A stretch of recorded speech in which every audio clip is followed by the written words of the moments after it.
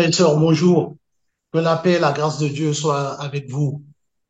Nous remercions le Seigneur pour cette journée, pour le souffle de vie qu'il nous a donné et aussi pour cette occasion nouvelle qui nous donne de nous réunir entre nous pour partager la communion fraternelle.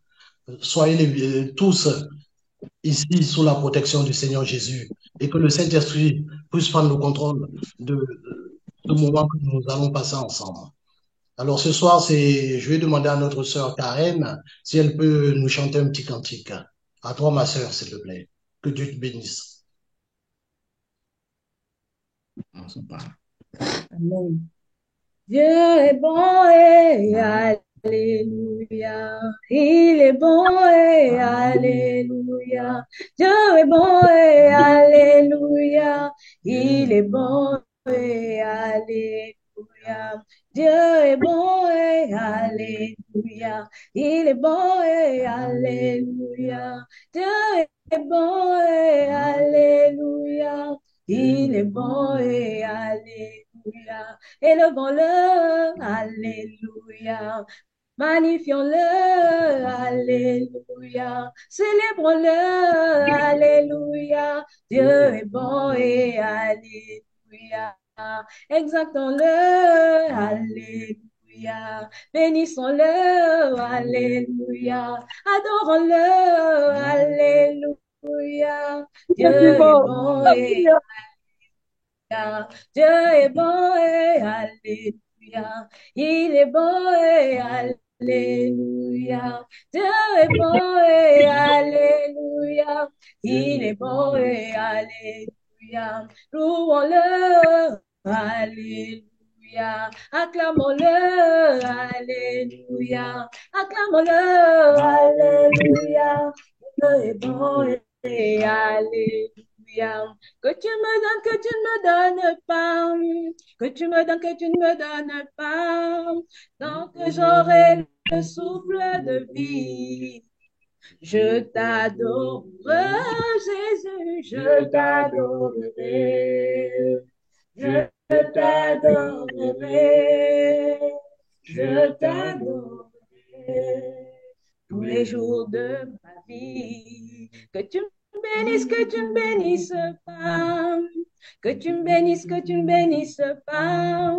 Tant que j'aurai le souffle de vie, Jésus. Je t'adore, Jésus, je t'adorerai, je t'adorerai, je t'adorerai tous les jours de ma vie. Que tu m'élèves, que tu ne m'élèves pas. Que tu m'élèves, que tu ne m'élèves pas. Tant que j'aurai le souffle de vie, Jésus, je t'adore. Oh, Jésus, je t'adorerai.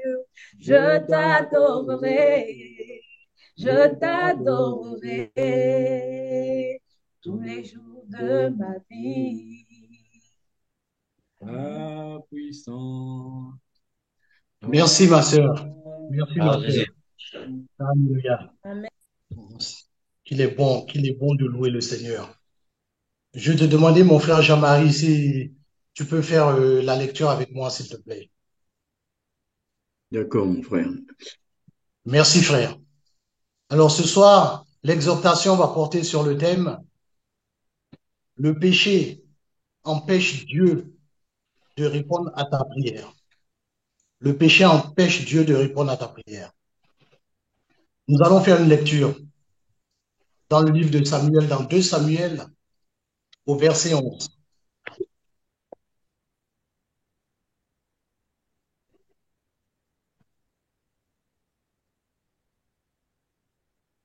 2 Samuel au chapitre 11, s'il te plaît, excuse-moi. 2 Samuel au chapitre 11, si tu peux lire, mon frère Jean-Marie, du verset premier. 2 Samuel 11, verset 1er. Voilà. Tu lis et je te dirai quand il faudrait t'arrêter. S'il te plaît, mon frère. D'accord. L'année suivante, au temps où les rois se mettaient en campagne, David envoya Joab avec ses serviteurs et tout Israël pour détruire les fils d'Ammon et pour assiéger Rabat, mais David resta à Jérusalem. Un soir, David se leva de sa couche, et comme il se promenait sur le toit de la maison royale, il aperçut de là une femme qui se baignait et qui était très belle de figure. David fit demander qui était cette femme, et on lui dit, n'est-ce pas Bathsheba, fille d'Eliam, femme d'Uri le Héthien? Et David envoya des gens pour la chercher. Elle vint vers lui, et il coucha avec elle. Après s'être purifiée de sa souillure, elle retourna dans sa maison. Cette femme devint enceinte. Tu peux t'arrêter là, mon frère. Et on va aller au verset 14, s'il te plaît.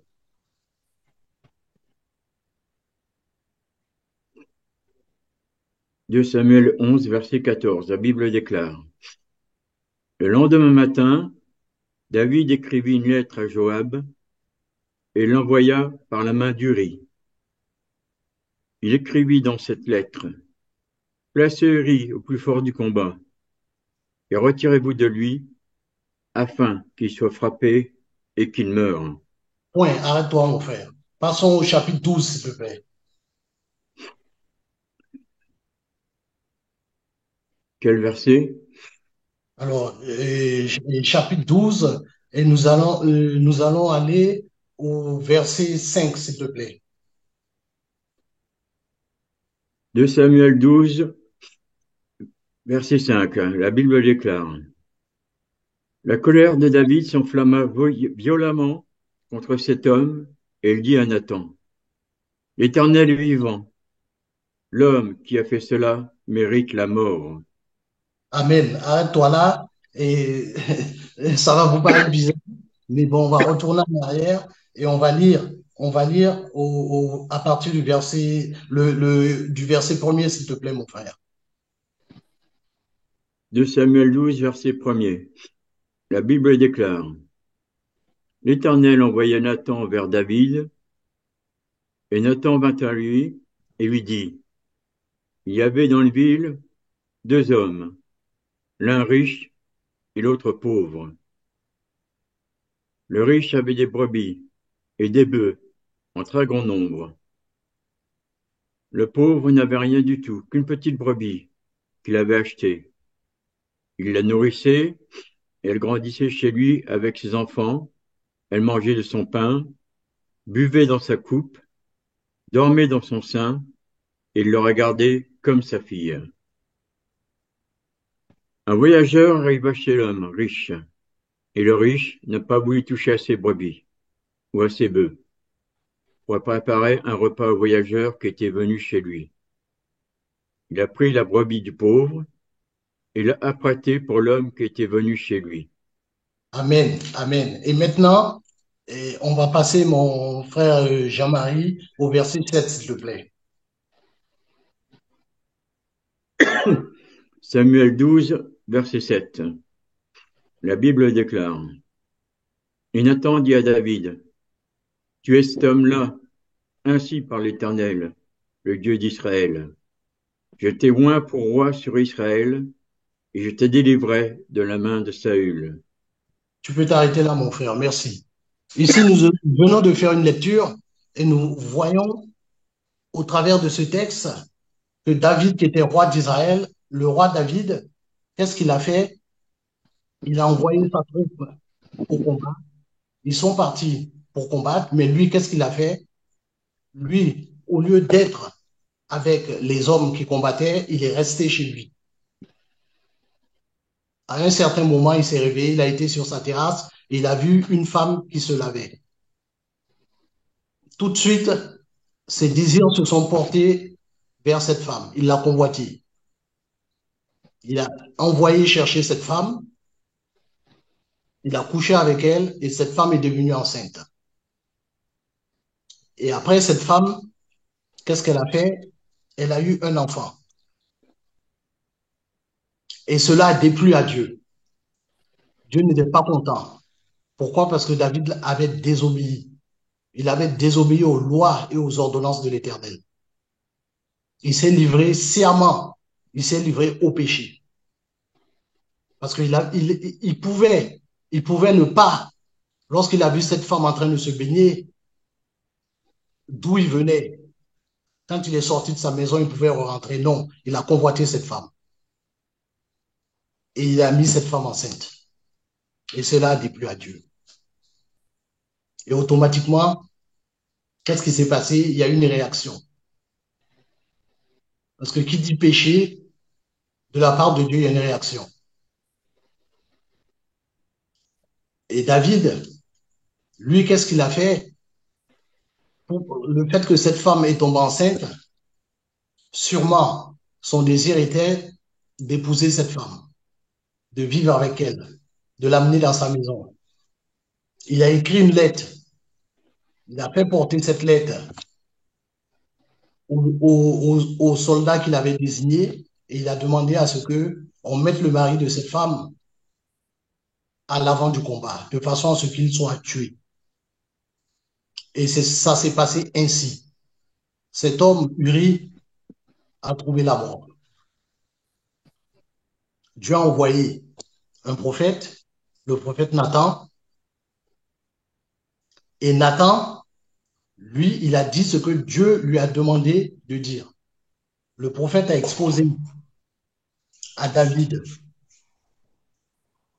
un cas et il a attendu que ce soit David qui lui donne en tant que roi d'Israël en réponse que lui, en tant que roi d'Israël, il allait donner la décision qu'il allait prendre en fonction des faits qui se sont passés. David, lui, la première chose qu'il a fait, il s'est mis en colère. On a vu qu'il s'est enflammé. La parole de Dieu le dit. David s'est mis en colère. Il dit au prophète, l'Éternel est vivant. L'homme qui a fait cela mérite la mort. Le prophète a écouté ce que David a dit. Et là, maintenant, le prophète a répondu à Shalom, David. shalom, mon Dieu. Bonsoir à tous. Le prophète a dit à David, cet homme-là, c'est toi. C'est toi, cet homme-là. Donc, que pouvons-nous en déduire? Nous voyons ici que, dans un premier temps, on peut raisonner ainsi. On peut dire que, bon, David, il a été le commanditaire de ce meurtre. Mais devant Dieu, il n'en était pas ainsi. Devant Dieu, David était un meurtrier. Lui qui a pris la décision de mettre cet homme au devant du combat. Et cet homme a trouvé la mort. Pourquoi? La seule raison était simplement de prendre la femme du monde. Et Dieu n'aime pas cela. Dieu n'aime pas le péché. David s'est retrouvé en train de commettre le péché d'adultère. Il avait déjà commis bien avant lorsqu'il a convoité cette femme. Et de cela, qu'est-ce que Dieu a fait? Lorsqu'on continue à lire le récit, l'enfant il est tombé malade. Appelez cet enfant de la maladie. Parce que qui dit péché dit conséquence. De façon à ce que Frère Philippe, s'il vous plaît, il y a quelqu'un qui fait assez de bruit. Donc, c'est Madame Ndoudi. S'il vous plaît, fermez vos micros, s'il vous plaît. Parce qu'il y a assez de bruit, on n'attend plus le frère Philippe. C'est bon. C'est bon maintenant. Merci mon frère, bienvenue. Je reviens un petit peu en arrière. Je disais que tout péché a une conséquence devant Dieu. Et aussi physiquement dans la vie d'un enfant de Dieu. Et après, il faut assumer ces conséquences. La Bible déclare que celui qui pêche, c'est celui qui mourra. À moins qu'il se repentisse devant Dieu. David, il a prié. Il s'est mis en jeûne pour cet enfant. Il a prié. Dieu n'a pas exaucé sa prière. Mais la question qu'on peut se poser, est-ce que cet enfant avait vraiment besoin que David prie pour lui? Parce que cet enfant n'avait pas péché, il n'a rien fait. Le pécheur, c'était David. Et la femme qu'il a convoitée, elle aussi, elle a commis le péché d'adultère. Au lieu de se repentir, lui, il s'est mis en peine pour l'enfant. Mais Dieu, il exécute ce qu'il dit. Ce qu'il dit de sa bouche, il exécute de ses mains. Il y a un deuxième roi d'Israël que vous connaissez tous. Vous connaissez son histoire, c'est Saül. Saül aussi, il a désobéi à Dieu. Il a sciemment enfreint les lois et les ordonnances de l'Éternel. Il a été même jusqu'à aller consulter une voyante.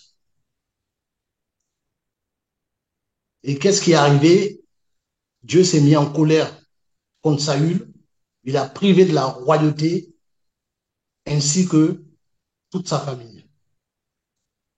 Donc vous voyez bien, frères et sœurs, que lorsqu'on pêche contre Dieu, il faut rapidement se repentir. Et puis il faut abandonner le péché. Il faut l'abandonner parce que le fait d'aller vers Dieu, de se repentir, de demander pardon, c'est une chose. Mais qu'est-ce que Dieu fait? Dieu, il vous observe pour voir est-ce que vous allez demeurer dans le péché ou est-ce que vous allez abandonner le péché. Si vraiment vous êtes un enfant de Dieu, vous avez le Saint-Esprit en vous, vous allez vous repentir, vous allez demander à Dieu pardon et vous allez abandonner le péché. Parce que la Bible déclare que le péché, c'est la chair. Et l'esprit, c'est Jésus. C'est Jésus. Donc, si vous avez Christ en vous, si vous avez Jésus en vous, automatiquement, il y aura une guerre. Parce que la chair a des désirs contraires à ceux de l'esprit, dit la parole, et l'esprit en a de contraires à ceux de la chair. Mais Dieu nous donne le pouvoir de résister aux désirs de la chair. Qu'est-ce qu'a fait David? Je pense que David, il a pris conscience de cela et il a choisi la bonne solution. Allons dans le psaume 51, mon frère, s'il te plaît.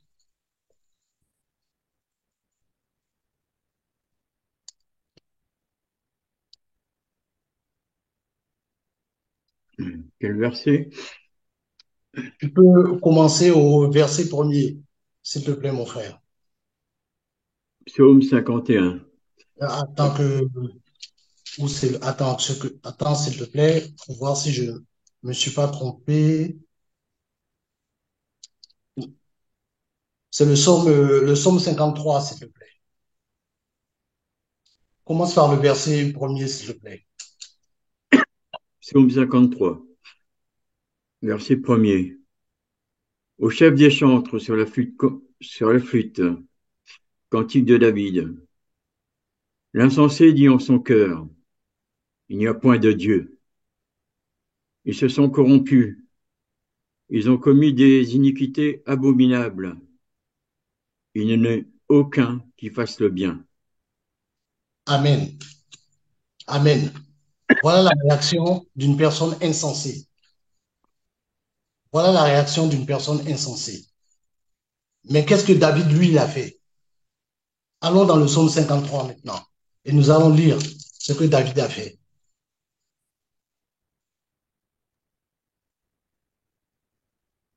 Psaume 53. Et le psaume 51, s'il te plaît, c'est ce que tu as lu tout à l'heure. Hein? Ma dernière lecture, c'était le psaume 53. Psaume 51, s'il te plaît. Verset 1.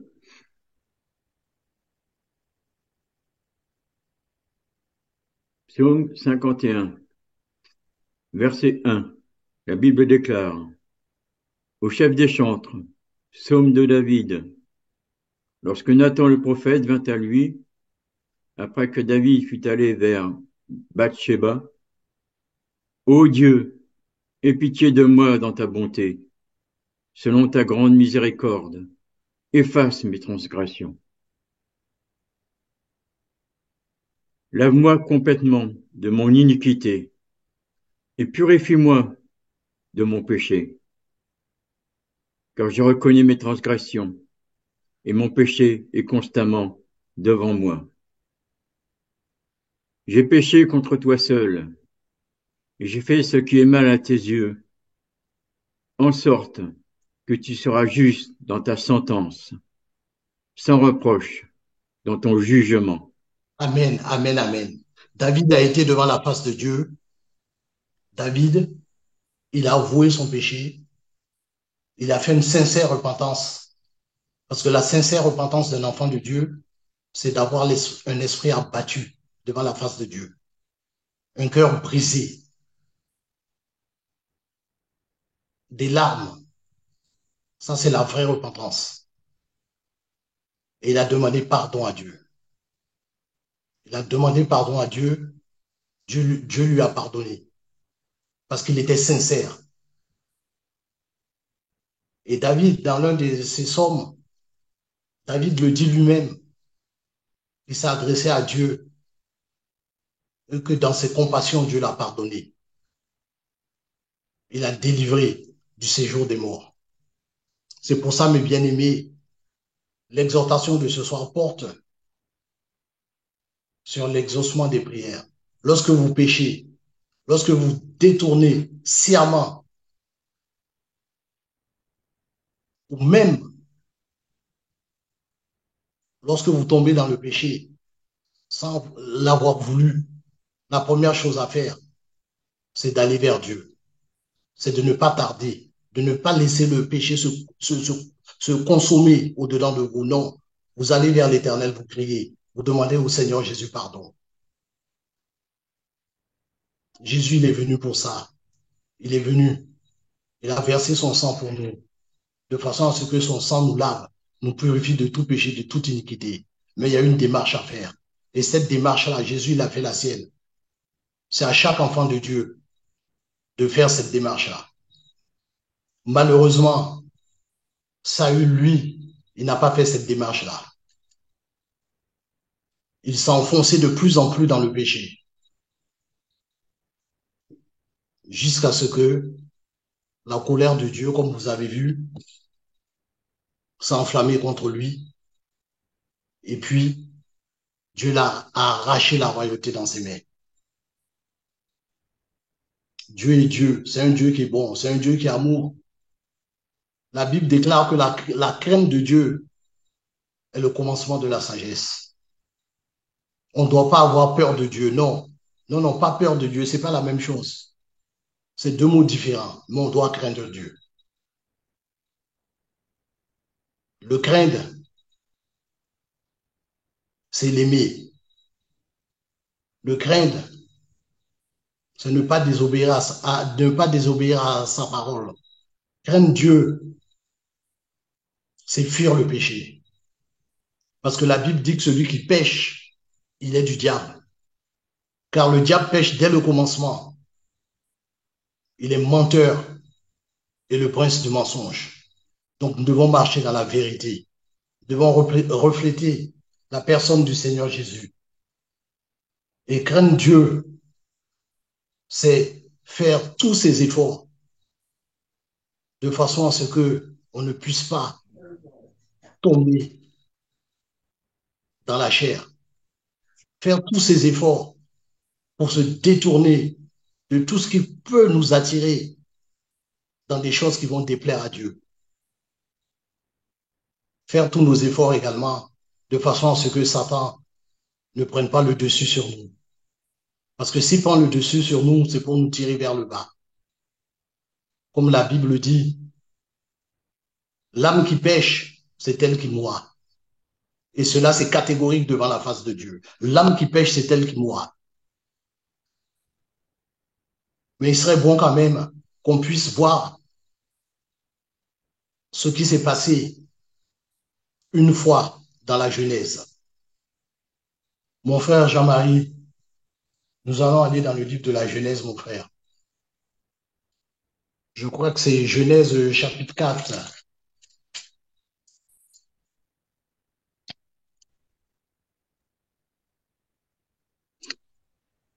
Genèse chapitre 4 au verset 7. S'il te plaît, mon frère.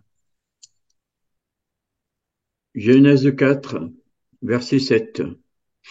La Bible déclare: Certainement, si tu agis bien, tu relèveras ton visage, et si tu agis mal, le péché se couche à la porte, et ses désirs se portent vers toi, mais toi, domine sur lui. Amen. Amen. Vous voyez bien que Dieu observe. Il observe. Il regarde tout ce qui se passe. Rien ne passe sans que Dieu ne soit au courant. Ici, il s'agit d'Abel et Caïn. Bien avant que Abel soit bien avant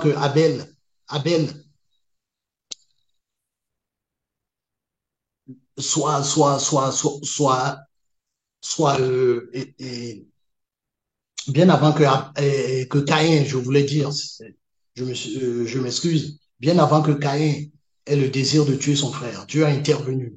Il a intervenu et il a dit à Caïn, le péché campe à ta porte, mais domine sur toi. Et cette parole-là, elle est d'actualité, elle est valable pour chacun de nous.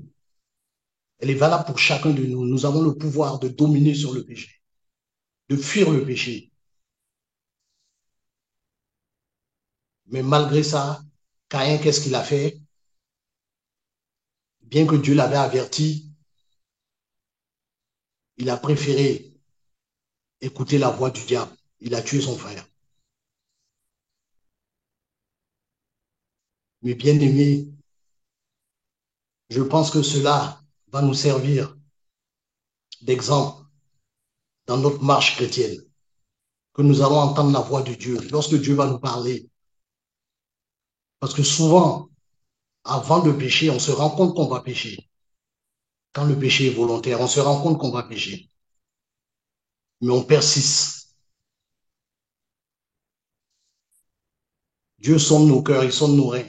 Dieu sait si le péché est volontaire ou pas. Certains trouvent des excuses pour le péché. Malheureusement, des enfants de Dieu trouvent des excuses pour le péché. Mais devant Dieu, il n'y a pas d'excuses. Vous avez péché, c'est tout. Le péché n'a pas d'excuses. Faisons une lecture dans Hébreux chapitre 14 au verset 13.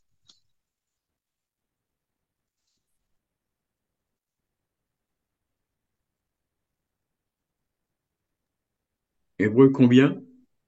Hébreux au chapitre 14, verset 13, s'il te plaît. Hébreux, j'ai pas de verset 14, de chapitre 14. Et je m'excuse, Hébreux chapitre 4 au verset 13, s'il te plaît, mon frère. Alors, Hébreux 4, verset 13. La Bible déclare: Nulle créature n'est cachée devant lui, mais tout est à nu et à découvert aux yeux de celui à qui nous devons rendre compte. Oui, cela confirme ce que nous venons de lire concernant le roi David. Cela confirme aussi ce qui s'est passé entre Dieu et Saül. Rien n'est caché aux yeux de Dieu. Dieu voit tout. Même ce qui se fait dans les ténèbres, Dieu le voit. Et chaque personne rendra compte pour son péché. Le mari ne rendra pas compte pour la femme. La femme ne va pas rendre compte pour son mari. Mais chacun rendra compte pour lui-même, pour son péché. Voilà pourquoi nous devons tourner notre face vers Dieu. Nous devons nous incliner. Nous devons prier à Dieu de façon à ce que nos prières soient exaucées. Sinon, nous-mêmes, par le péché, nous empêchons Dieu d'exaucer nos prières. Et les excuses pour le péché, malheureusement, comme je disais tout à l'heure, on entend beaucoup d'excuses. Pourquoi? Parce que les gens ne veulent pas assumer ce qu'ils ont fait. Ils ne se sentent pas responsables. Beaucoup d'enfants de Dieu, parce que là, je parle des enfants de Dieu. Je ne parle pas des païens, je parle des enfants de Dieu. Quand ils ont péché, vous les entendez parler, ils ont des excuses. On aurait dit que c'est le péché qui est venu les trouver. Le péché n'est pas venu vous trouver. Il y a une démarche qui a été faite. On a bien vu là ce que David a fait. Il a fait une démarche. La désobéissance de Saül a été la cause aussi d'une démarche pour enfreindre les lois et les ordonnances de Dieu. C'est pour ça que le Seigneur nous demande de fuir le péché. Fuyez le péché. Dans sa lettre aux Corinthiens, l'apôtre Paul dit, dans la deuxième lettre de Paul aux Corinthiens, fuyez l'impudicité. Mais il n'y a pas que l'impudicité qu'il faut fuir. Il faut fuir toutes sortes de péchés. Tout ce qui fait la guerre à l'âme. Il faut le fuir. Et même si ce jour-là, vous avez des difficultés à courir, Dieu va vous donner la force. Parce que si vous avez envie de fuir le péché, Dieu va vous fortifier. Dieu vous donnera la force pour fuir le péché. L'apôtre Jacques nous dit, résistez au diable et il fuira loin de vous. Donc si l'apôtre Paul le dit, c'est parce qu'on a le pouvoir de résister au diable et à toutes ses convoitises.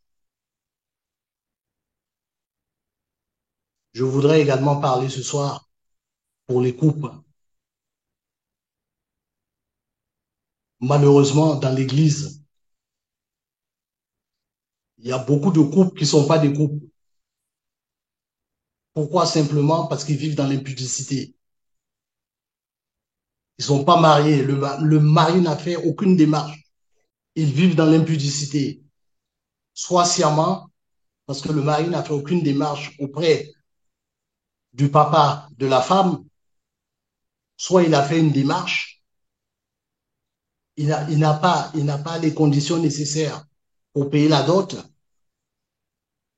pouvoir marier cette femme et l'amener dans sa maison pour qu'elle soit sa femme. La femme est là, la femme vit avec lui. Et il trouve une excuse. Ah, eh bien, elle ira dormir dans une chambre. Moi, je vais dormir dans une autre chambre. Mais est-ce que vous avez pensé un peu comment Dieu voit les choses? Moi, je vais dormir dans une chambre, elle va dormir dans une autre chambre. C'est-à-dire qu'elle va passer 24 heures sur 24 enfermée dans une chambre, 365 jours sur 365 enfermée dans une chambre. Elle ne va jamais sortir de la chambre. Elle n'ira pas dans le séjour, elle n'ira pas manger, elle n'ira pas dans la salle de bain. Vous savez, le diable est rusé. À un certain moment, vous allez convoiter cette femme, ou la femme va vous convoiter.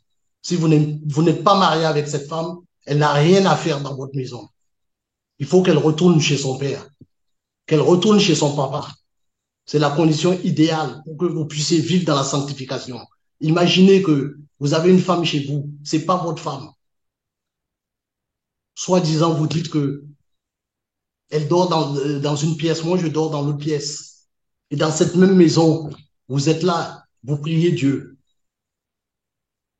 Posez-vous la question, quelle sera la réaction de Dieu? Est-ce que Dieu va écouter votre prière? Est-ce qu'il va répondre à votre prière? Non, il ne répondra pas à votre prière. Dieu est un Dieu d'ordre, ce n'est pas un Dieu de désordre. Donc c'est pour cela, mes frères et sœurs, on ne peut pas encourager l'impudicité. Soit vous êtes en règle avec Dieu, ou soit vous ne l'êtes pas. Soit la femme qui est dans votre maison est votre femme, soit elle n'est pas votre femme. Mais si elle ne l'est pas, elle n'a rien à faire là. Et si vous voulez la prendre pour femme, vous allez voir son père.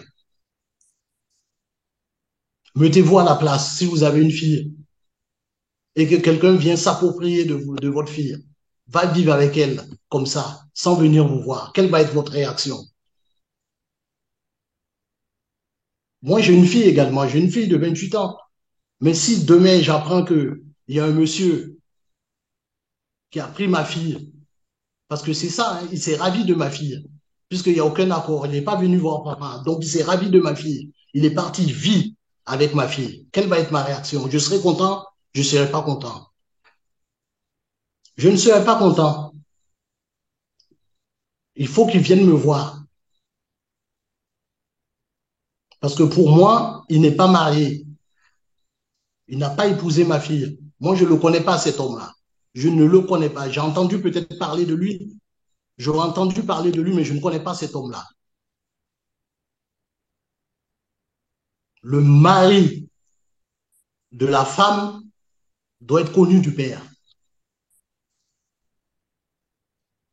Il faut qu'il se déplace, il effectue une démarche et qu'il aille voir les parents, le papa. Et c'est le papa qui va donner son accord. S'il n'y a pas d'accord du papa, il n'y a pas d'accord devant Dieu. Donc, vous vivez dans l'impudicité. Quelle que soit la raison que vous donnez, elle n'est pas valable devant Dieu. Elle n'est pas valable. Il faut éviter cela. Et si c'est le cas, vous devez vous mettre en règle devant Dieu, mais en règle aussi devant la famille de cette femme. Et demander pardon à Dieu.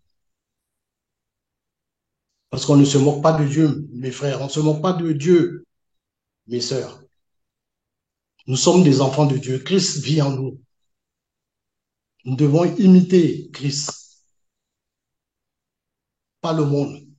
Ces choses-là, ça se passe dans le monde. Mais dans l'Église, ça n'existe pas. Ça ne doit pas exister dans l'Église. On ne doit même pas en parler dans l'Église.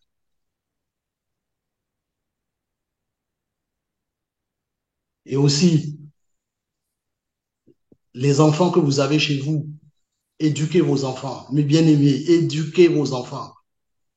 Dans le livre des Proverbes, il est dit de les enseigner.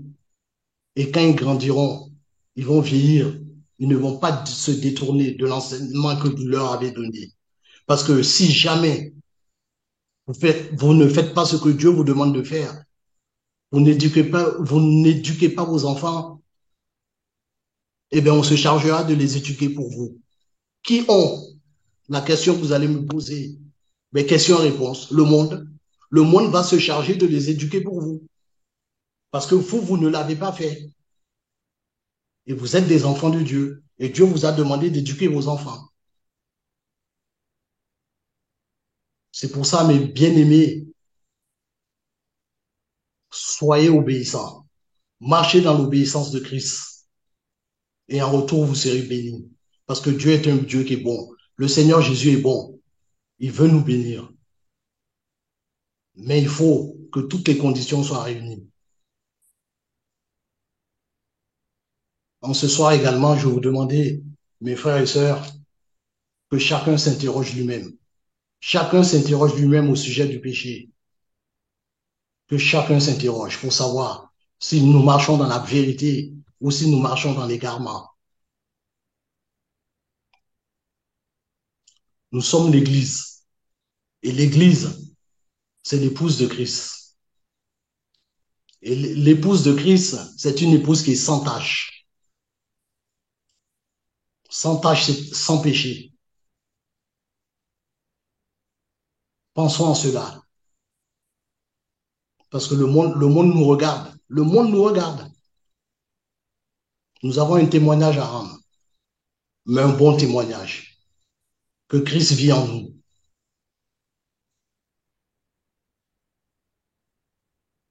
En ce soir, pour cette exhortation, mes frères et sœurs, moi, je vous encourage, mes frères et sœurs, à ce que déjà, nous nous exhortons les uns les autres et que nous prions les uns pour les autres et qu'il n'y ait pas de faiblesse entre nous. C'est pour ça que les débuts du mois et les fins du mois, nous avons des séances de prière.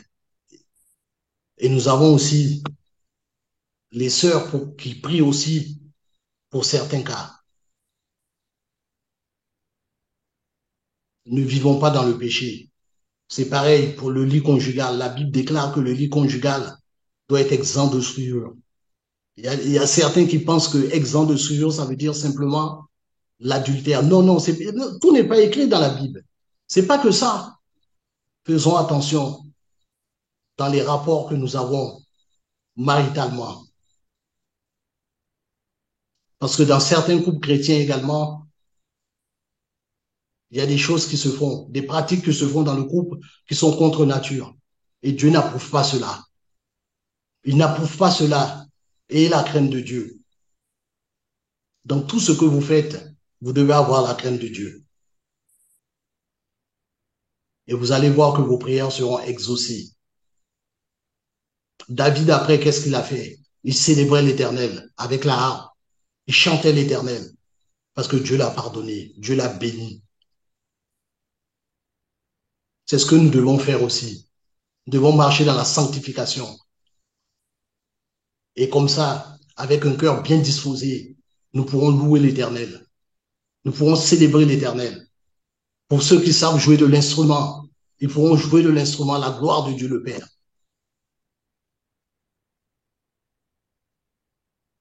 Ça, c'est capital dans la vie d'un chrétien. Faisons attention, mes frères et sœurs, faisons attention. Parce que Satan est rusé, il rôde, et il cherche qui va dévorer. Le mot exact qui est marqué dans la Bible, il cherche qui va dévorer.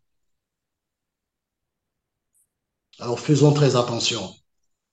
Il a plusieurs tours dans son sac. À chaque fois qu'il vient, il vient avec un tour différent. Et il vous fait comprendre le contraire de ce que Dieu vous demande. Mais faites ce que Dieu vous demande. Faites ce que Dieu vous demande. Et fuyez tout ce qui est le désir de la chair, tout ce qui est péché. Fuyez tout ça. C'est pareil aussi pour mes sœurs. On le dit chaque fois, on le redit chaque fois aussi. Les sœurs aussi, attention. Attention aux tenues vestimentaires. Attention. Vous devez refléter Christ. La longueur de votre jupe, de votre robe. Attention. Parce qu'on voit des sœurs, des fois, hein, elles sont habillées, elles sont obligées de tirer sur la jupe. Mais pourquoi vous tirez sur la jupe? Vous avez bien essayé la jupe, non? Ben, si c'est pas bon, il faut la ramener. Il faut changer la jupe. Il faut prendre une qui est plus ample, qui est plus large. Et elles vous disent, je suis chrétienne. Une sœur, quand elle a une jupe ou une robe, quand elle s'assoit, elle n'a pas à tirer sur sa jupe. Non, sa jupe doit descendre en bas du genou. Elle doit avoir une jupe longue sur elle. Comme ça, quand elle s'assoit, elle est à l'aise. Mais malheureusement, ce qu'on voit maintenant dans l'église, ce sont des sœurs, eh bien, pour occuper une place assise, elles sont obligées de tirer sur la jupe, tirer sur la robe. Faites attention à cela. Ça déplaît à Dieu. Ça déplaît à Dieu, mes bien-aimés. Mais en ce soir, nous savons que notre Dieu est bon, le Seigneur Jésus est bon. Si nous revenons sincèrement à lui, nous lui demandons pardon, il va nous pardonner. Alors nous allons nous mettre en prière maintenant, nous allons remercier le Seigneur Jésus. Mettons-nous en prière, mes frères. Seigneur, en ce soir, Seigneur Jésus, je te loue, je te bénis, je te rends grâce, Seigneur. Seigneur, tu connais toutes choses, tu connais le cœur de toutes choses, le cœur de mon frère, le cœur de ma sœur, Seigneur. Ô Jésus, là où, Seigneur Jésus, il y a des faiblesses, Seigneur. Là où, Seigneur Jésus, ô mon Dieu, il y a, Seigneur Jésus-Christ, ô mon Dieu, de la difficulté, Seigneur. Viens au secours. Fais grâce, Seigneur Jésus. Viens au secours du frère. Viens au secours de la sœur, Seigneur.